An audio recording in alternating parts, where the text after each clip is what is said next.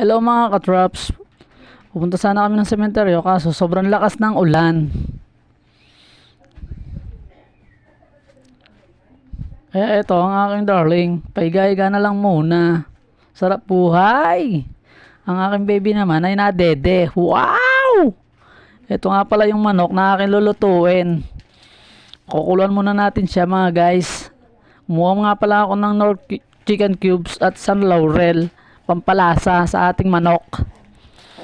Ito na nga mga guys, magkakape muna ako habang ire-ready ang panangkap ng ating lulutuing manok. Oops, sarap. Tamang-tama sa ulan. Ito na na mga guys. Re-ready ko na ang bawang sibuyas. Mga katraps, ready lang. Slice lang ang sibuyas. Charot. Yan, iiwain ko naman sa pitso ang ating manok sa gitna. Oops. Tignan nyo naman, sobrang linis. Siyempre, hugasan ko muna yan. Ayan na, kumuha ako ng tubig galing sa Angat Dam. Pakukulan na natin ang ating manok.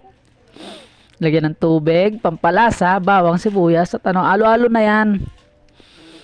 Yan, papakuluan natin ang ating manok ng 30 minutes. Yun. Halo-halo na dyan.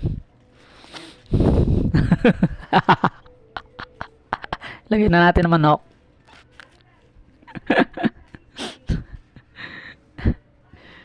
Oops, syempre, hindi magkalimutan takpan para lang mabilis lumambot. Yan nga pala ang aking biyanan, sobrang sipag. Kahit umuulan ay maglalaba pa rin.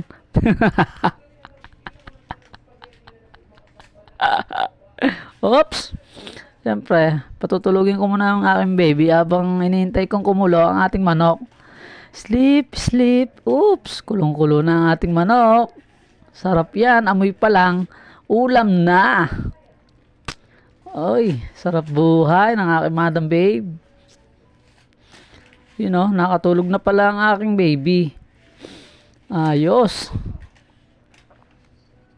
Uy, gusto maligo nga pala ng aking biyanan. Kaso nakalimutan niya, nakapayong pala siya. Ayun na mga katroops. Malapit na ang ating manok. Nalitsyong kawaling manok. Ayun na, syempre. Patutuyin muna natin siya bago ipirito mga katroops. Sarap yarn.